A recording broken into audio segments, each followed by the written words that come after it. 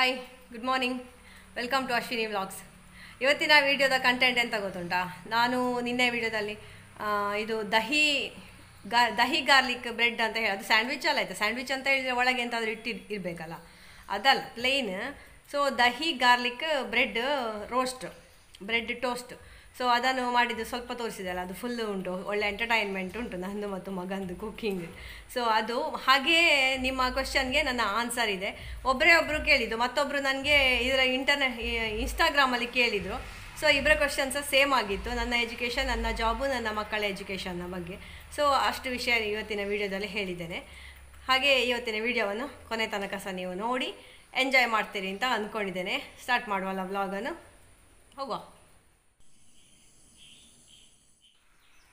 ಮೊಸರಿಗೆ ಉಂಟಲ್ಲ, ಬೇಕಾದಂತಹ ಮಸಾಲೆ ಪದಾರ್ಥಗಳನ್ನು ಹಾಕಬೇಕು. ನಂತರ ಕೊತ್ತಂಬರಿ, ಹಸಿಮೆಣಸು, ಬೆಳ್ಳುಳ್ಳಿಯನ್ನು ಸಣ್ಣ ಸಣ್ಣ ಪೀಸ್ ಮಾಡಿ ಇಡಬೇಕು. ಹಾಗೆ ಈ ಮೊಸರಲ್ಲಿ ಬೇಕಾದ ಗರಂ ಮಸಾಲೆ ಇರ್ಬೋದು, ಚಾಟ್ ಮಸಾಲೆ, ನಿಮಗೆ ಎಂತೆಲ್ಲ ಬೇಕು ಎಲ್ಲ ಸಹ ಹಾಕಿಕೊಳ್ಳಿ, ಟೇಸ್ಟಿಗೆ ಆಗೋ ಹಾಗೆ. ಮ್ಯಾಗಿ ಮಸಾಲ ಒಂದು ಹಾಕಿದರೆ ಎಲ್ಲ ಸಹ ಒಳ್ಳೆಯದಾಗ್ತದೆ. ಮತ್ತು ಸ್ವಲ್ಪ ಕಡಲೆ ಹಿಟ್ಟು ಸಹ ನಾನು ಅದಕ್ಕೆ ಮಿಕ್ಸ್ ಮಾಡಿದ್ದೇನೆ, ವಿಡಿಯೋದಲ್ಲಿ ನೋಡಿದ ಹಾಗೆ. ಅದನ್ನು ಹೀಗೆ ಮಾಡಿ ಈಗ ಇಲ್ಲಿ ಹಾಕ್ತಾ ಇದ್ದೇನೆ. Too bad. ಅದು ಬ್ರೆಡ್ ಇದು ಮಾಡಲಿಕ್ಕೆ ಹೋದದು ಅಟ್ಟರ್ ಫೇಲ್ ಆಯಿತಾ. ನಮ್ಮ ಕಾವಲಿಯಲ್ಲಿ ಅದು ಹೇಳುವುದೇ ಇಲ್ಲ. ಅದಕ್ಕೆ ಮೋಸ್ಟ್ಲಿ ಇದೇ ಆಗಬೇಕಂತ, ಪ್ಯಾನ್ ಎಂತ ನಾನ್ ಸ್ಟಿಕ್ ಪ್ಯಾನ್ ಆಗಬೇಕಂತ. ಮತ್ತು ಜಾಸ್ತಿ ರೋಸ್ಟ್ ಮಾಡಿದ್ದೆಲ್ಲ ಕರೆಂಚಿದ್ದು ತಿನ್ನಲಿಕ್ಕೆ ಆಗಿ, ಜಾಸ್ತಿ ಎಣ್ಣೆ ಹಾಕಿ ಮಾಡಿದ್ದು ದೊಂಡೆ ಎಲ್ಲ ಉರಿಲಿಕ್ಕೆ ಸ್ಟಾರ್ಟ್ ಆಯಿತು. ನೋಡಿ ಅದು ಸ್ಟ್ರಕ್ಚರ್ ಸಹ ಚಂದವೇ ಬರಲಿಲ್ಲ. ಈಗೊಳ್ಳಿ, ಇವನಿಗೆ ಸೂಪರ್ ಉಂಟಂತೆ, ಮಾತ್ರ ಎಬ್ಬಿಸ್ಲಿಕ್ಕೆ ಗೊತ್ತಿಲ್ಲ ಯಾರಿಗೆ ಸಹ. ಅದು ಹರಿದು ಹೋಗ್ತಾ ಉಂಟು. ಒಂದು ಮೂರು ಉಂಟ ಕೇಳ್ತೇನೆ ನೋಡಿ, ಈ ಥರ ಪಜಿ ಎಲ್ಲ ಆಗ್ತದೆ. ಒಳ್ಳೆದಿಲ್ಲ ಹೇಳಿ ಪ್ಯಾಕೆಟಲ್ಲಿ ಅರ್ಧ ಖಾಲಿ ಆಯಿತು ಬ್ರೆಡ್. ಈಗ ಇಲ್ಲಿ ನಮ್ಮ ಮೇನ್ ಚೆಫ್ ಸಿದ್ಧಾರ್ಥ ಟ್ರೈ ಮಾಡ್ತಾ ಇದ್ದಾನೆ. ನೋಡಿ ಸೂಪರ್ ಮಾಡಿದ್ದಾನೆ. ಇನ್ನು ಇವನ ಹತ್ರ ಮಾಡಿಸೋದು ಗಾರ್ಲಿಕ್ ದಹಿ ಬ್ರೆಡ್. ಹಾಗೆಲ್ಲ ಧರಿಸ್ಬೇಕು ಕೈಯೆಲ್ಲ ಸ್ವಲ್ಪ. ಎಷ್ಟು simple. Wow, very good. Next ಒಂದು ತೋರಿಸು, ಮಾಡಿ ತೋರಿಸು ಹೇಗೆ ಅಂತ. ಈಗ ಇದರಲ್ಲಿ ದಹಿ ಕಡಿಮೆ ಉಂಟಲ್ಲ, ಅದು ಸಾಕು. ಸಾಕಾ? ಅಡ್ಜಸ್ಟ್ ಮಾಡುವ. ನಾವು ಸ್ವಲ್ಪ ದಹಿ ಹಾಕುವ, ಅದಕ್ಕೆ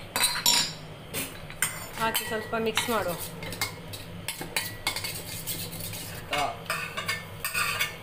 ಇವತ್ತು ಸಿದ್ಧಾರ್ಥನ ಕುಕಿಂಗ್ ಇದು ಲೆಸನ್ಸ್ ಆಗ್ತಾ ಉಂಟು. ನೋಡಿ ದಹಿ ಗಾರ್ಲಿಕ್ ಬ್ರೆಡ್ ಹೇಗೆ ಮಾಡೋದು ಅಂತ ಹೇಳಿ. Fresh bread.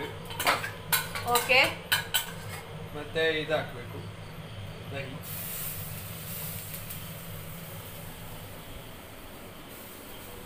ಹೀಗೆ ಸ್ಪ್ರೆಡ್ ಮಾಡು. ನೋಡಿ ಹೋಗ್ಬೇಕು ದಹಿ ಒಳಗೆ ಹೋಗ್ಬೇಕಂತ, ಚಂದ ಸ್ಪ್ರೆಡ್ ಮಾಡ್ಬೇಕಂತೆ. ಒತ್ತುವರ್ದು ಹೇಳಿದ್ಯಲ್ಲ ಆಗ, ಅದು ಹಿಂದೆಗಡೆ. ಹಿಂದೆಗಡೆ. ಮತ್ತೆ ಇದ್ರ ಮೇಲೆ ಸ್ವಲ್ಪ ತುಪ್ಪ ಹಾಕಬೇಕು. ನಾನ್ ಸ್ಟಿಕ್ ಇಲ್ಲದಾದ್ರೂ ಈ ಟ್ರಿಕ್ ಅನ್ನು ಟ್ರೈ ಮಾಡಿ. ಎಂತ ಹೇಳು? ನಾನ್ ಸ್ಟಿಕ್ ಇಲ್ಲದಾದ್ರೂ ಈ ಟ್ರಿಕ್ ಅನ್ನು ಟ್ರೈ ಮಾಡಿ. ಈ ಟ್ರಿಕ್ ಅನ್ನು ಟ್ರೈ ಮಾಡಿ ಅಂತ. ವಾವ್, ಈಗ ಕಂಕಣೆ ಹಾಕ್ಬೇಕು. ಕಂಕಣೆಯಲ್ಲಿ ಇಲ್ಲ, ಕಂಕಣೆ. ಇಲ್ಲಿಗೆ ಈಗ ಹಾಕ್ಬೇಕಷ್ಟೇ ನಮ್ಮ ಬ್ಯಾಟರ್. ಹೀಗೆ ಹಾಕ್ಬೇಕು. ನೋಡಿ ಸೂಪರ್. ನೋಡಿ 5 ಸ್ಟಾರ್ ಹೋಟೆಲ್ನವರಿಗೆ ಸಹ ಗೊತ್ತಾಗಲಿಲ್ಲ ಈ ಟ್ರಿಕ್. ಒಳ್ಳೆ ಚಂದ. ಇದೀಗ ನೀನು ಮಾಡಿದ್ಯಾರಿಗೆ? ಒಂದು ಅಪ್ಪನಿಗೆ ಒಂದು ಅಮ್ಮನಿಗ? ನೋಡ ತೋರಿಸು ನೀನು. ಒಂದು ಅಪ್ಪನಿಗೆ ಒಂದು ಅಮ್ಮನಿಗೆ ನಿಂಗೆ ಮಾಡಿ ಕೊಟ್ಟೆ ಅಲ್ಲ ಆಗ. ಜಾಸ್ತಿ ಒತ್ತಬಾರ್ದು ಹಿಂದೆಗಡೆ, ಅದು ಅಂಟಿದೆ. ಇಳಿಸಬೇಕಾದ್ರೆ ಸ್ವಲ್ಪ ತುಪ್ಪ ಹಿಂದೆಗಡೆ ಒತ್ತಬೇಡಿ ಆಯ್ತಾ. ಸ್ವಲ್ಪ ನಿಧಾನ ಹಾಕೊಳ್ಳಿ, ಮೆಲ್ಲನೆ ಸ್ಪರ್ಶ ಮಾಡ್ಬೇಕಷ್ಟೇ.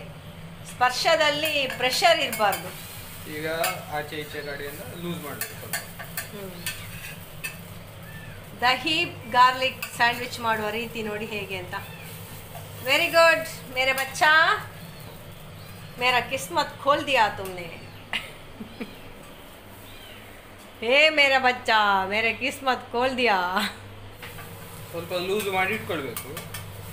ಅದು ಒಳ್ಳೆ ಬಿಸಿ ಆದ್ಮೇಲೆ ಕಂಕಣೆ ಹಾಕಬೇಕು.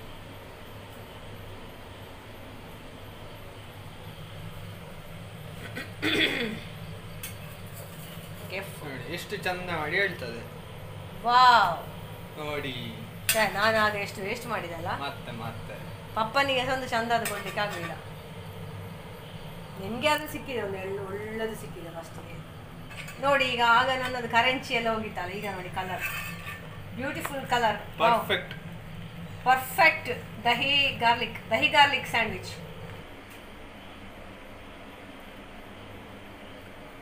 ಟೆಕ್ಸ್ಚರ್ ನೋಡಿ, ಟೆಕ್ಸ್ಚರ್ ಅದು ಹಗಲೊತ್ತು ಮಾಡ್ಬೇಕು, ಎಂತ ಕಾಣುದಿಲ್ಲ ನನ್ನ ಮೊಬೈಲಲ್ಲಿ. ನೋಡಿ ಟೆಕ್ಸ್ಚರ್, ನೋಡಿ ಟೆಕ್ಸ್ಚರ್, ವಾ ಟೆಕ್ಸ್ಚರ್ ಕ್ರಂಚಿ. ನೋಡಿ ಸೌಂಡ್ ಕೇಳಿ, ಕ್ರಂಚಿ. ಸೈಡ್ ಮಾತ್ರ ಇಲ್ಲಿ ನೋಡಿ ಒಂದು ಹೊಸ್ತೆ ಕೈ ಗಟ್ಟಿ ಬರ್ತೊಂದು ಬರ್ಪುಣದ ಮಂಡೆ ಅಡ್ಡ ಇಂತ ಉಡ್ಪುರಿ ಇಂತು ಭಾರಿ ಜೋರಾತ್ ನಾವು ದೊಂಡೆ ಮುಟ್ಟಕೊಂಡು.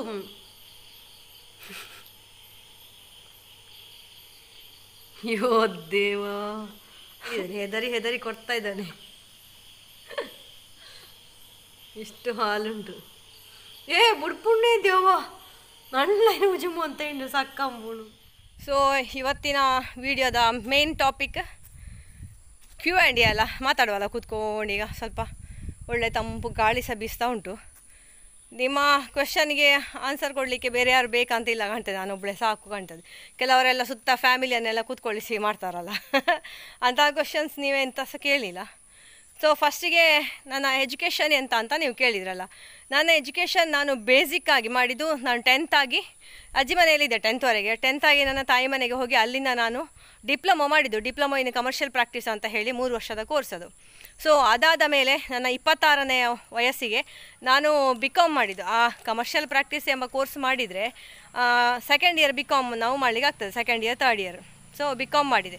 ಅದರ ನಂತರ ನಾನು MCom ಮಾಡಿದೆ. ಇದರ ನಡುವೆ ನಾನು 1 ವರ್ಷದ ಕಂಪ್ಯೂಟರ್ ಕೋರ್ಸ್ ಮಾಡಿದೆ. ಆಮೇಲೆ ಟೈಪಿಂಗ್, ಕನ್ನಡ ಮತ್ತು ಇಂಗ್ಲೀಷ್ ಸೀನಿಯರ್ ಗ್ರೇಡ್ ಪಾಸ್ ಮಾಡಿದೆ. ಕನ್ನಡ ಮತ್ತು ಇಂಗ್ಲೀಷ್ ಶಾರ್ಟ್ ಹ್ಯಾಂಡ್ ಅಂತ ಒಂದು ಉಂಟು, ಅದು ಎಷ್ಟು ಜನಕ್ಕೆ ಗೊತ್ತುಂಟು ಗೊತ್ತಿಲ್ಲ, ನನಗೆ ಆ ಬಗ್ಗೆ ಸರಿಯಾದ ಜ್ಞಾನ ಇಲ್ಲ. ಕಮರ್ಷಿಯಲ್ ಪ್ರಾಕ್ಟೀಸ್ ಅನ್ನುವಂತಹ ಒಂದು ಕೋರ್ಸ್ ಅಂತ ಹೇಳಿದರೆ ಅದರಲ್ಲಿ ಮೇಯ್ನ್ ಅದು ಜಾಬ್ ಓರಿಯೆಂಟೆಡ್. ಅದರಲ್ಲಿ ಟೈಪ್ ರೈಟಿಂಗ್ ಮತ್ತು ಶಾರ್ಟ್ ಹ್ಯಾಂಡ್ ಮತ್ತು ಕಂಪ್ಯೂಟರ್ ಸೈನ್ಸ್ ಎನ್ನುವಂತಹ 3 ಮೇನ್ ಸಬ್ಜೆಕ್ಟ್ಸ್ ಇರ್ತದೆ. ಸೊ ಅದರಲ್ಲಿ ನಮಗೆ ಆಗ ಕನ್ನಡ ಮಾತ್ರ ಆಪ್ಷನ್ ಇರ್ತದೆ, ಕೆಲವರಿಗೆ ಕನ್ನಡ ಕೆಲವರಿಗೆ ಇಂಗ್ಲೀಷ್, ಅವರು ಕೊಟ್ಟ ಹಾಗೆ ನನಗೆ ಕನ್ನಡ ಮಾತ್ರ ಸಿಕ್ಕಿತ್ತು. ಸೊ ನಾನು ನನ್ನ 26ನೇ ವಯಸ್ಸಿಗೆ ನನಗೆ ಉದ್ಯೋಗದ ಅವಶ್ಯಕತೆ ಉಂಟು ಅಂತ ಹೇಳಿ ನಾನು ಅದನ್ನು ಮಾಡಿದೆ. ಅಂದರೆ Kannada, English, typing, short hand 2 ಸಹ ನಾನು ಸೀನಿಯರ್ ಗ್ರೇಡನ್ನು ಡಿಸ್ಟಿಂಕ್ಷನಲ್ಲಿ ಪಾಸ್ ಮಾಡಿಕೊಂಡೆ. ಇದಿಷ್ಟು ನನ್ನ ಎಜುಕೇಷನ್. ಆನಂತರ ನನ್ನ ಜಾಬ್ ನಾನು ನನ್ನ ಸರ್ಟಿಫಿಕೇಟ್ ಪ್ರಕಾರ ನನ್ನದು ಏಜ್ 1 ವರ್ಷ ಮೊದಲು ನನ್ನನ್ನು ಶಾಲೆಗೆ ಸೇರಿಸಿದೆ. ಹಾಗೆ ನಾನು ಸರಿ ಹೇಳಬೇಕಾದ್ರೆ ನನ್ನ ಡಿಪ್ಲೊಮೊ ಕೋರ್ಸ್ ಆದ ಕೂಡಲೇ ನಾನು ಪುನಃ ಅಜ್ಜಿ ಮನೆಗೆ ಬರಬೇಕಾಯಿತು ಜಾಬ್ ಮಾಡಲಿಕ್ಕೆ. ಯಾಕೆ ಅಂತ ಹೇಳಿದರೆ ನನ್ನ ತಾಯಿ ಮನೆಗೆ ಬಸ್ ಫೆಸಿಲಿಟಿ ಇರಲಿಲ್ಲ, ತುಂಬ ದೂರ ಸಹ ನಡ್ಕೊಂಡು ಹೋಗೋದೆಲ್ಲ ಡೇಂಜರ್ಸ್ ಅಂತ ಹೇಳಿ ಯಾರು ಸಹ ನನ್ನನ್ನು ಕರೀಲಿಲ್ಲ.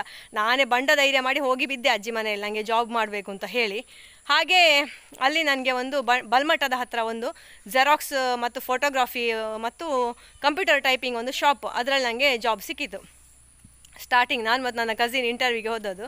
ಮತ್ತು ಕೆಲವು ಕಡೆ ಎಲ್ಲ ನನ್ನ ದೊಡ್ಡ ಮಾವೆಲ್ಲ ನನ್ನ ಜೊತೆ ಬರ್ತಾಯಿದ್ರು ಇಂಟರ್ವ್ಯೂಗೆ. ಹಾಗೆ ಅಲ್ಲಿ ಹೋಗಿ ಇಂಟರ್ವ್ಯೂ ತಗೊಂಡು ಅಲ್ಲಿ ನನಗೆ ಫಸ್ಟ್ ಜಾಬ್ ಆಯಿತು. 800 ರೂಪಾಯಿ ಸಂಬಳ, 1 ತಿಂಗಳಲ್ಲಿ ಕೆಲಸ ಮಾಡಿದೆ. ಅದಾದ ನಂತರ ನನಗೆ ಅದು ಕೆಲಸದಲ್ಲಿ ಸ್ಯಾಟಿಸ್ಫ್ಯಾಕ್ಷನ್ ಇರಲಿಲ್ಲ. ಸೊ ನನಗೆ ಅಲ್ಲಿ ನನ್ನೊಟ್ಟಿಗೆ ಇದ್ದಂತಹ ಒಬ್ಬಳು ತುಂಬ ಒಳ್ಳೆಯ ಹುಡುಗಿ, ಅವಳು ನೀತಾ ಅಂತ ಹೇಳಿ, ಅವಳು ಹೇಳಿದ್ಲು ಇಲ್ಲಿ CPC ಅಂತ ಎಲ್ಲ ಇದೆ, ಅಲ್ಲಿ ನೀವು ಹೋಗಿ ಕೇಳಿ ಅಂತ. ಹಾಗೆ ನನಗೆ ಅದು ಗೊತ್ತೇ ಇರಲಿಲ್ಲ ಇಲ್ಲಿ ಹೇಗೆ ಅಂತ. ನಾನು ಕೇಳಿಕೊಂಡು ನಾನೊಬ್ಬಳೇ ಹೋದದ್ದು. ಹೋಗಿ ಕೆನರಾ ಸೇಲ್ಸ್ ಕಾರ್ಪೊರೇಷನ್ ಲಿಮಿಟೆಡ್, ಅದೊಂದು ಪಬ್ಲಿಕ್ ಲಿಮಿಟೆಡ್ ಕಂಪನಿ. ಆವಾಗ ಅದು ಫಿಯೇಟ್ ಕಾರಿನ ಡೀಲರ್ಶಿಪ್ ಇತ್ತು, ಮತ್ತು ಯೂನೋ ಕಾರ್ ಅಂತ ಏನೋ ಬಂತು. ಸೊ ಅಲ್ಲಿ ನಾನು ಮದುವೆಗೆ ಮೊದಲು 2.5 ವರ್ಷ ಸಮಥಿಂಗ್ ನಾನಲ್ಲಿ ವರ್ಕ್ ಮಾಡಿದ್ದೇನೆ. ತುಂಬ ಒಳ್ಳೆಯ ವರ್ಕ್, ಕಂಪ್ಯೂಟರ್ ಸೆಕ್ಷನಲ್ಲಿ ನನಗೆ ಸಿಕ್ಕಿತ್ತು. ಅದೊಂದು ಇದು ಎಂತ ಆಟೋಮೊಬೈಲ್ ರಿಲೇಟೆಡ್ ಎಲ್ಲ, ಅದೊಂಥರ ಸ್ಪೆಷಲ್ ವರ್ಕ್ ಆಗಿತ್ತು. ಸೊ ಅಲ್ಲಿ ನನಗೆ ಜಾಬ್ ಮಾಡಿದೆ. ಅಲ್ಲಿ ಇರುವಾಗ ನನಗೆ ಮತ್ತೆ ಮದುವೆ ಆಯಿತು. ಮದುವೆ ಆದಮೇಲೆ ನಾನು ಹೌಸ್ ವೈಫ್ ಆಗಿಯೇ ಬಹಳಷ್ಟು ವರ್ಷಗಳನ್ನು ಕಳೆದೆ. ಅದರ ನಂತರ ನನಗೆ ನನ್ನ ಲೈಫಲ್ಲಿ ಸ್ವಲ್ಪ ಚೇಂಜಸ್ ಬೇಕು, ನನ್ನನ್ನು ನಾನು ಕಳ್ಕೊಳ್ಳುವಂತಹ ಒಂದು ಪರಿಸ್ಥಿತಿ ಬಂತು. ಅಷ್ಟೊತ್ತಿಗೆ ನನಗೆ ನನ್ನ ಕಸಿನ್ ಹೇಳಿದ್ದು, ನೀನು ಪುನಃ ಕಲಿ, ನೀನು ಜಾಬ್ ಮಾಡು ಅಂತ ಹೇಳಿ. ಸೊ ನನ್ನ ಗಂಡನನ್ನು ಕಾಡಿಸಿ ಪೀಡಿಸಿ ಕಂಪ್ಯೂಟರ್ ಕೋರ್ಸಿಗೆ ಸೇರಿಕೊಂಡೆ. ಅಷ್ಟಾಗುವಾಗ ನನ್ನ ಕ್ವಾಲಿಫಿಕೇಷನ್ ಎಲ್ಲ ಅವರಿಗೆ ಗೊತ್ತಾಗಿ, ಅಂದರೆ ಕಂಪ್ಯೂಟರ್ ಕಲಿಸೋ ಒಬ್ಬಳು ಅಕ್ಕ ಕೋರ್ಟಲ್ಲಿ ಜಾಬ್ ಮಾಡ್ತಾಯಿದ್ಲು. ಆಗ ನನಗೆ ಶಾರ್ಟ್ ಹ್ಯಾಂಡ್ ಆಗಿದೆ ಅಂತ ಗೊತ್ತಾಗಿ ಅವಳು ಹೇಳಿ ನಿಮ್ಗೆ ಇಷ್ಟು ಒಳ್ಳೆ ಕೋರ್ಸ್ ಆಗಿದೆ, ನಿಮಗೆ ಕೋರ್ಟಲ್ಲೆಲ್ಲ ಜಾಬ್ ಸಿಗ್ಬೋದು, ಹೋಗಿ ಮಾತಾಡಿ ಅಂತ ಹೇಳಿದ್ಲು. ನನಗೆ ಅಷ್ಟವರೆಗೆ ಕೋರ್ಟ್ ಎಲ್ಲಿರೋದು ಏನು ಕತೆ ಅಂತವೇ ಗೊತ್ತಿರಲಿಲ್ಲ. ಹಾಗೆ ಹೋಗುವಾಗ ಏನೋ ನನ್ನ ಅದೃಷ್ಟಕ್ಕೆ ಒಂದು ಕಾಲ್ ಫಾರ್ ಆಗಿತ್ತಲ್ಲಿ. ಸೊ ನನಗೆ ಅಲ್ಲಿ ಟೆಂಪರರಿ ಬೇಸಿಸ್ 2 ವರ್ಷ ನಾನು ಕೋರ್ಟಲ್ಲಿ ಕೂಡ ಕ್ಲರ್ಕ್ ಆಗಿ ನಾನು ಕೆಲಸ ಮಾಡಿದ್ದೆ. ನೋಡಿ ನನ್ನ ಮಗ ಬಂದ. ಹಾಗೆ 2 ವರ್ಷ ಅಲ್ಲಿ ಕೆಲಸ ಮಾಡಿದೆ. ಮತ್ತು ಆ ಟೆಂಪರರಿ ಪೀರಿಯಡ್ ಮುಗಿಯಿತು. ಇದ್ದಕ್ಕಿದ್ದ ಹಾಗೆ ಒಂದು ದಿವಸ ಸಂಜೆ ನೋಟಿಸ್ ಬಂತು, ನಾಳೆನಿಂದ ಟೆಂಪರರಿ ಬೇಸಿಸ್ ಇದ್ದವರೆಲ್ಲ ಮನೆಗೆ ಹೋಗಿ ಅಂತ. ಹಾಗೆ ಸಡನ್ ಆಗಿ ಜಾಬ್ ಹೋಯಿತು. ನನಗೆ ಆಕಾಶವೇ ಕುಸಿದು ಬಿದ್ದ ಹಾಗೆ ಆಗಿತ್ತು ನನ್ನ ಮೇಲೆ. ಸಿಕ್ಕಾಬಟ್ಟೆ ನನಗೆ ಬೇಜಾರಾಗಿತ್ತು.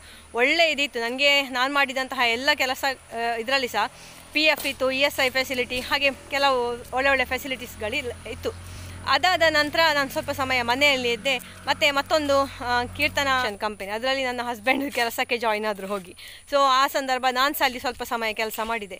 ಅಲ್ಲಿ ನನಗೆ ಸ್ವಲ್ಪ ಕಂಪ್ಯೂಟರ್ ಇದು ಬೇಸಿಕ್ಸ್ ಅಂದರೆ ಪ್ರಾಕ್ಟಿಕಲ್ ಆಗಿ ಮಾಡಲಿಕ್ಕೆಲ್ಲ ನನಗೆ ಒಳ್ಳೆ ಇದು ಸಿಕ್ಕಿತ್ತು. ಅಂದರೆ HR ರಿಲೇಟೆಡ್ ಸ್ವಲ್ಪ ಕೆಲಸ ಎಲ್ಲ ಅವರು ಕೊಟ್ಟಿದ್ದರು. ಅದಾದ ನಂತರ ನಾನು ಲಾಸ್ಟಿಗೆ ವರ್ಕ್ ಮಾಡಿದ್ದು ಮುಳಿಯಾ ಜ್ಯುವೆಲ್ಸಲ್ಲಿ. ಸೊ ಇದು ಒಂದು ಕಾರ್ಪೊರೇಟ್ ಸ್ಟ್ರಕ್ಚರ್ ಇರುವಂತಹ ಕಂಪನಿ ಆಗಿತ್ತು. ಇದರ ಹೆಡ್ ಆಫೀಸಲ್ಲಿ ನನಗೆ ಅಕೌಂಟ್ ಸೆಕ್ಷನಲ್ಲಿ ನನಗೆ ಕೆಲಸ ಸಿಕ್ಕಿತ್ತು. ಸೊ ಅಲ್ಲಿ ನಾನು ತುಂಬ ಕಲಿತೆ. ನಾನು ಕೋರ್ಟ್ ಮತ್ತು ಇಲ್ಲಿ ಇಲ್ಲ, ನಾನು ಇದ್ದಂತಹ ಎಲ್ಲ ಕಡೆ ಸಹ ಒಳ್ಳೆ ಜಾಬ್ ಅಟ್ಮಾಸ್ಫಿಯರ್ ಇತ್ತು, ವರ್ಕಿಂಗ್ ಇದಿತ್ತು, ತುಂಬ ಒಳ್ಳೆಯದಿತ್ತು. ಸೊ ನನ್ನ ಲಾಸ್ಟ್ ಜಾಬ್ ಮುಳಿಯಾ ಜ್ಯುವೆಲರ್ಸಲ್ಲಿ ಇತ್ತು. ಅಲ್ಲಿ ಅಕೌಂಟ್ಸ್ ರಿಲೇಟೆಡ್ ಅಂದರೆ ಬೇರೆ ಬೇರೆ ರೀತಿಯಾದಂತಹ ಕೆಲಸಗಳನ್ನು ಮಾಡಿದ ಎಕ್ಸ್ಪೀರಿಯನ್ಸ್ ಪಡ್ಕೊಂಡೆ. ಸೊ ಅದು ನನ್ನ ಕೊನೆಯ ಜಾಬ್ ಆಗಿತ್ತು. ಇದಿಷ್ಟು. ಅದರ ನಂತರ ನಾನು ಜಾಬಿಗೆ ಟ್ರೈ ಮಾಡಲಿಲ್ಲ ಎಲ್ಲಿ ಸಹ. ಅಂದರೆ ನಾನು ಲಾಸ್ಟ್ ಒಂದು ವಿಡಿಯೋದಲ್ಲಿ ಹೇಳಿದ್ದೆ, ಅದೇ ಟೈಮಲ್ಲಿ ನನ್ನ ತಂದೆಗೆ ಹುಷಾರಿಲ್ಲದೆ ಆಯಿತು. ಸೊ ಟೈಮ್ ಇದಾಗ್ತಾ ಹೋಯಿತು. ಮತ್ತು ನಮಗೆ ಇಲ್ಲಿ ಈ ಊರಿಗೆ ಬರುವಂತಹ ಒಂದು ದೇವರ ಒಂದು ಹೊಸ ಸೃಷ್ಟಿ ಕಾಯ್ತಾ ಇತ್ತು ಹಾಗೆಲ್ಲ. ಸೊ ಇದಿಷ್ಟು ನನ್ನ ಜಾಬ್ನ ಬಗ್ಗೆ ಆಯ್ತಲ್ಲ. ಇನ್ನು ನನ್ನ ಮಕ್ಕಳ ಎಜುಕೇಷನ್ ಕೇಳಿದರೆ, ನನ್ನ ಮಗ ಈಗ PUC 10th ನನ್ನ ಮಗ ಉಡುಪಿ ಪುತ್ತಿಗೆ ಮಠದಲ್ಲಿ ಇದ್ದುಕೊಂಡು, ಅಲ್ಲಿ ಒಂದು ಸಂಯುಕ್ತ ಎಂಥದ ಒಂದು ಶಾಲೆ ಉಂಟು, ಇಂಗ್ಲೀಷ್ ಮೀಡಿಯಂ. ಅಲ್ಲಿ ಅವನು ಶಾಲೆಗೆ ಹೋಗಿ ಅಲ್ಲಿ 10th ಪಾಸ್ ಆಗಿ ಬಂದು ಇಲ್ಲಿ ಅಂಬಿಕಾದಲ್ಲಿ PU ಕಂಪ್ಯೂಟರ್ ಸೈನ್ಸಲ್ಲಿ ಎಷ್ಟು ಮಾರ್ಕ್ಸ್ ಇತ್ತ ನಿಮಗೆ ಪರ್ಸೆಂಟೇಜ್? PU 96% ಅಲ್ಲಿ ಪಾಸ್ ಮಾಡಿದ. ಹಾಗೆ JEE ಮೇನ್ಸ್ ಅಡ್ವಾನ್ಸ್, ಅದು JEE ಮೇನ್ಸಲ್ಲಿ ಎಷ್ಟು? JEE ಮೇನ್ಸಲ್ಲಿ 96% ತಗೊಂಡು, ಪರ್ಸಂಟೈಲ್ ಅಂತ, ಅದು ಪರ್ಸಂಟೇಜ್ ಬೇರೆ ಪರ್ಸಂಟೈಲ್ ಬೇರೆ. ಪರ್ಸಂಟೈಲ್ ತಗೊಂಡು ಅವನಿಗೆ ಧಾರವಾಡದ IIIT ಆಯ್ತು. ಅದು IIIT ಅಂದರೆ ಕೆಲವರು ITI ಅಂತ ಅಂದ್ಕೊಳ್ತಾರೆ. ITI ಅಲ್ಲ, IIIT ಅಂದರೆ ಅದು BTECನ ಹಾಗೆ, NITಗೆಲ್ಲ ಇದ್ದ ಹಾಗೆ ಸ್ವಲ್ಪ ಸೇಮ್ ಗ್ರೇಡ್. ಸೊ ಅಲ್ಲಿ ಅವನಿಗೆ ಸೀಟ್ ಎಲ್ಲ ಸಿಕ್ಕಿದ್ದು. ನಿಮಗೆ ಯಾರಿಗಾದರೂ ನನ್ನ ವಿಡಿಯೋ ನೋಡುವವರಿಗೆ JEE ಎಂತ ಮೇನ್ಸ್ ಎಂತ ಹೇಳಿದ್ದು ನೀನು? JEE ಮೇನ್ಸ್ ಕ್ರ್ಯಾಕ್ ಮಾಡಲಿಕ್ಕೆ ಯಾವ ರೀತಿ ಸ್ಟಡಿ ಮಾಡಬೇಕು ಅಂತ ಬೇಕಿದ್ರೆ ಇವನು ಟಿಪ್ಸ್ ಕೊಡ್ತಾನೆ. ಯಾರಾದರೂ ಇದ್ದರೆ 10th ಅಲ್ಲಿ PU ಅಲ್ಲೆಲ್ಲ ಇದ್ದರೆ ನನ್ನನ್ನು ಕನೆಕ್ಟ್ ಆಗಿ ಕಾಮೆಂಟಲ್ಲಿ, ನಾನು ಇವನ ಹತ್ರ ಮಾತಾಡಿಸ್ತೇನೆ. ಅಂದರೆ ಅದಕ್ಕೆ ನಾವು ಎಷ್ಟು ಎಫರ್ಟ್ ಹಾಕಬೇಕು, ಯಾವ ರೀತಿ ಕಲಿಬೇಕು. ನಾವು ಆಗ ತುಂಬ ಟಫ್ ಟೈಮಲ್ಲಿ ಇದ್ದೇವೆ ಆಯಿತಾ. ಆದರೆ ಸಹ ಇವನು ಅದನ್ನು ಚೆಂದ ಮಾಡಿ ಹ್ಯಾಂಡ್ಲ್ ಮಾಡಿ ಮಾಡಿದ. ಸೊ ನನ್ನ ಮಗಳು ಹಾಗೆ ನವೋದಯದಲ್ಲಿ 6ನೇ ಕ್ಲಾಸ್ನಿಂದ PU ಸಹ ಕಲಿತು. ಅಲ್ಲಿ ಸಹ ಅವಳಿಗೆ 96% ಬಂತು, ಒಳ್ಳೆ ಮಾರ್ಕ್ಸ್ ಎಲ್ಲ ಬಂತು. ನಂತರ ಅವಳು ನೀಟ್ ಕ್ರ್ಯಾಕ್ ಮಾಡಿ ಅವಳಿಗೆ ಮೈಸೂರಿನ ಮೆಡಿಕಲ್ ಆಯುರ್ವೇದಿಕ್ ಕಾಲೇಜಲ್ಲಿ ಸೀಟ್ ಸಿಕ್ಕಿದ್ದು. ಈಗ ಫಸ್ಟ್ ಇಯರ್ ಅವಳು ಮಾಡ್ತಾ ಇದ್ದಾಳೆ, ಇನ್ನೂ ಸ್ವಲ್ಪ ಅದರಲ್ಲೇ ಕಂಪ್ಲೀಟ್ ಆಗ್ತದೆ. ಸೊ ಹಾಗೆ ನನ್ನ ಮಕ್ಕಳ ಎಜುಕೇಷನ್ ಹಾಗೆ ತುಂಬ ಟಫ್ ಟೈಮ್ ನಾವು ಫೇಸ್ ಮಾಡಿದ್ದೇವೆ. ಇಬ್ಬರ ಎಜುಕೇಷನ್ ಟೈಮಲ್ಲಿ ಸಹ ನನ್ನ ಹಸ್ಬೆಂಡ್ಗೆಲ್ಲ ಹುಷಾರಿಲ್ಲ ಹೇಳಿದಲ್ಲ, ಅಂಬಿಕಾ ಅಂತ. ಅದಾದಮೇಲೆ ಧಾರವಾಡ IIT ಹೇಳಿದಲ್ಲ, ಧಾರವಾಡ IIIT ಹೇಳಿದೆ. ಇದಿಷ್ಟು ನನ್ನ ಮಕ್ಕಳ ಬಗ್ಗೆ ಆಯಿತು. ನನ್ನ ಹಸ್ಬೆಂಡ್ ಸ್ಟಾರ್ಟಿಂಗಲ್ಲಿ ಕಲ್ತದವರು ಸಿವಿಲ್ ಇಂಜಿನಿಯರಿಂಗ್ ಡಿಪ್ಲೊಮೊ. ಅದರಲ್ಲಿ ಒಂದಷ್ಟು ವರ್ಷ ಎಲ್ಲ ಕೆಲಸ ಮಾಡಿ ಸಕ್ಸಸ್ಫುಲ್ ಇದಾಗಲಿಲ್ಲ. ಮತ್ತು ನಾವು ಕೃಷಿಗೆ ಬಂದೆವು. ಸೊ ಕೃಷಿಯಲ್ಲಿ ಈಗ ಇದ್ದಾರೆ ಹಲವಾರು ವರ್ಷಗಳಿಂದ. ಸೊ ಇದಿಷ್ಟು. ಬಂಟಿಯನ್ನು ನಾವು ಯಾವಾಗ ತಂದದ್ದು? ಕೊರೋನಾ ಟೈಮಲ್ಲಿ ತಂದಿದ್ದೇವೆ. ಅವನಿಗೀಗ 3ನೇ ವರ್ಷ ನಡೀತಾ ಉಂಟು. ಸೊ ಎಲ್ಲಿಯಾದರೂ ಒಂದು ಹುಡುಗಿ ಇದ್ದರೆ ಹೇಳಿ, ಬರ್ಬೋದು ನಮ್ಮ ಮನೆಯಲ್ಲಿ ಸ್ಟೇ ಆಗಲಿಕ್ಕೆ. ಬಂಟಿಗೆ ಒಂದು ಒಳ್ಳೆ ಕಂಪ್ಯಾನಿಯನ್ ಇದ್ದರೆ ಹೇಳಿ. ನೋಡಿ ಇಲ್ಲೆಲ್ಲ ಇವರದೆಲ್ಲ ಗಮ್ಮತ್ತಾಗ್ತಾ ಉಂಟು. ಈ ಒಂದು ಬೆಕ್ಕಿನ ಮರಿಗಳು ಉಂಟಲ್ಲ, ಅಡಲ್ಟ್ ಆದರೆ ಸಹ ಇನ್ನೂ ಸಹ ಮರಿಗಳಾಗೆ ಮಾಡ್ತಾ ಉಂಟು. ಸೊ ಇದಿಷ್ಟು ನೀವು ಕೇಳಿದಂತಹ ಕ್ವೆಶ್ಚನ್ಗೆ ನನ್ನ ಆನ್ಸರ್ ಸಿಕ್ಕಿತು ಅಂತ ಅಂದ್ಕೊಳ್ತೇನೆ. ಮತ್ತು ಒಬ್ಬರು ನನ್ನ ಲೈಫ್ ಸ್ಟೋರಿ ಬಗ್ಗೆ ಕೇಳಿದ್ರಿ. ಸೊ ಲೈಫ್ ಸ್ಟೋರಿಯನ್ನು ನಾನು ಎಕ್ಸ್ಪ್ಲೈನು ಮಾಡಬೇಕಾದ್ರೆ ನಾನು ಇನ್ನೂ ಸಹ ಒಂದು ಹಂತವನ್ನು ತಲುಪಬೇಕಷ್ಟೇ. ಅಂದರೆ ನಾನು ಎಣಿಸಿದಂತಹ ಸಕ್ಸಸ್ಫುಲ್ ಲೈಫನ್ನು ನಾನು ರೀಚ್ ಆದಮೇಲೆ ಲೈಫ್ ಸ್ಟೋರಿ ಹೇಳ್ಬೋದು. ಮತ್ತು ಅಂತಹ ಮೆಚುರಿಟಿ ನನಗೆ ಈಗ ಸಹ ಇಲ್ಲ ಲೈಫ್ ಸ್ಟೋರಿಯನ್ನು ಪಬ್ಲಿಕ್ಕಾಗಿ ಹೇಳುವಂತಹದ್ದು. ಸೊ ಅದರಲ್ಲಿ ಏನಿಲ್ಲ, ಅಂದರೆ ಎಲ್ಲರ ಹಾಗೆ ಲೈಫಲ್ಲಿ ಹಲವಾರು ಏಳು ಬೀಳುಗಳು ಎಲ್ಲ ಸಹ ಇರ್ತದೆ. ಅದನ್ನು ಸಕ್ಸಸ್ಫುಲ್ ಲೈಫ್ ನಾನು ಲೀಡ್ ಮಾಡ್ತಾ ಇದ್ದೇನೆ ಅನ್ನುವಂತಹ ಒಂದು ಇದಕ್ಕೆ ಬರುವಾಗ ನನ್ನ ಲೈಫ್ ಸ್ಟೋರಿಯನ್ನು ನಾನು ರಿವೀಲ್ ಮಾಡ್ಬೋದು. ಸೊ ಇದಿಷ್ಟು ವಿಷಯಗಳು. ನಿಮಗೆ ಇನ್ನೂ ಸಹ ಏನಾದರೂ ಕೇಳಬೇಕು ಅಂತ ಇದ್ದರೆ ಕೇಳ್ಬೋದು. ಬಾಲ್ ನಾಡ್ಯಾರ ಪೋತ್ನ ಏನು ಸುನಾಯ ಪಾತೊಂದು ಬಲಿಪುಣ ಏನು ಕೊಳು ಮೆಲ್ಲ ಚಾಮರ ಬೀಸೊಂದು ಓಪೆ ಬಲಿಪೆರೆ ಬಡ್ಡೆ ಕೊಳ್. ಸೊ ನೋಡಿ ರೋಸ್, ನಾನು ಮೊದಲೆಲ್ಲ ಹೇಗೆ ವೀಡಿಯೋ ಮಾಡ್ತಾಯಿದ್ದೆ, ಹೋಗಿ ರೋಸನ್ನೇ ಹೀಗೆ ನಿಮಗೆ ಝೂಮ್ ಮಾಡೋದು. ಅದು ಮಾತಾಡ್ತದ, ರೋಸ್ ಮಾತಾಡ್ತದೆ? ಇಲ್ಲ ಅಲ್ಲ, ನನಗೆ ಅದೆಲ್ಲ ಮಂಡೆಯಲ್ಲಿ ಇಲ್ಲ. ನನಗೆ ಅದು ಚಂದ ಕಾಣ್ತದೆ, ಹಾಗೆ ಈ ಚಂದವನ್ನು ನೋಡಿ ಅಂತ ಹೇಳಿದ್ದು. ರೋಸನ್ನು ನೋಡೋದವ್ರು ಯಾರಾದ್ರು ಇದ್ದಾರೆ, ಇದಕ್ಕಿಂತ ಚಂದ ಅದು ಸಹ ನೋಡಿರ್ತೀರಿ ನೀವಲ್ಲ. ನನಗೆ ತುಂಬ ಇಷ್ಟ ಆಯಿತು ಈ ರೋಸ್ ನೋಡುವಾಗ. ನನಗೆ ನೆನಪಾಗೋದು ಮಳೆಗಾಲದಲ್ಲಿ ಶಾಲೆಗೆ ಹೋಗುವಾಗ ನಾನು ಶಾಲೆ ಫಸ್ಟ್ ಸ್ಟಾರ್ಟ್ ಆಗುವಾಗ ಹೀಗೆ ಕೂದಲು ಹೀಗೆ ಮಡಿಚಿ ಕಟ್ಟಿ ಎಲ್ಲರ ತಲೆಯಲ್ಲಿ ಸಹ ಇಂತಹ ರೋಸು ರಾಣಿ ಗುಲಾಬಿ ಅಂತ ಹೇಳೋದು. ಆಯಿತಾ, ನನಗೆ ಕಡಿಮೆ ಸಿಗ್ತಾ ಇದ್ದದ್ದು ಇಂಥ ರಾಣಿ ಗುಲಾಬಿ. ಸೊ ನನ್ನ ಎದುರು ಬೆಂಚಿನವರ ತಲೆಯಲ್ಲಿ ಎಲ್ಲದು ಅದೊಂದು ಎಂಥ ಪರಿಮಳ. ನಾನು ಹೀಗೆ ಮಾಡ್ತಾ ಇರೋದು ಕ್ಲಾಸಲ್ಲಿ, ಅಷ್ಟು ಸಹ ಅದು ಪರಿಮಳ. ಅಂದರೆ ಇಡೀ ಕ್ಲಾಸಲ್ಲಿ ಉಂಟಲ್ಲ ಗುಲಾಬಿ, ಮಲ್ಲಿಗೆ, ದುಂಡು ಮಲ್ಲಿಗೆ, ಇದರದ್ದೇ ಪರಿಮಳ ಮಳೆಗಾಲದಲ್ಲಿ. ಈ ಒಂದು ಪ್ರೈಮರಿ ಮತ್ತು ಹೈಸ್ಕೂಲ್ನ ಈ ಥರದ ಲೈಫ್ ಯಾರಿಗಾದ್ರು ನೆನಪಿದ್ರೆ ನನಗೆ ಹೇಳಿ ಆಯಿತಾ ಕಾಮೆಂಟಲ್ಲಿ. ಎಷ್ಟು ಎಲ್ಲರ ತಲೆಯಲ್ಲಿ ಸಹ ಅಟ್ಟಿ ಮಲ್ಲಿಗೆ ಮರು, ಇಷ್ಟಿಷ್ಟು ಉದ್ದದ ಮಲ್ಲಿಗೆ ಮನೆಯಲ್ಲಿ ಕಟ್ಟುದು, ತಲೆಗೆ ಇಡುದು, ಒಂದು ಮಡಿಚಿ ಕಟ್ಟಿದ ಜಡೆ ಕೊಡಲ್ಲ. ಅದೊಂದು ಎಷ್ಟು ಪರಿಮಳ. ನನಗೆ ಈ ಮಳೆ ಎಲ್ಲ ಬರುವಾಗ ಅದೇ ನೆನಪಾಗೋದು. ಶಾಲೆಯ ಫಸ್ಟ್ ಡೇ ಉಂಟಲ್ಲ, ದೊಡ್ಡ ಒಂದು ಅಜ್ಜನ ಕೊಡೆ, ಅದೆಲ್ಲ ನೆಕ್ಸ್ಟ್ ವೀಡಿಯೋದಲ್ಲಿ ಹೇಳ್ತೇನೆ. ಅದು ಇಂಟ್ರೆಸ್ಟಿಂಗ್ ಉಂಟು ಅದೆಲ್ಲ ಹೇಳಲಿಕ್ಕೆ.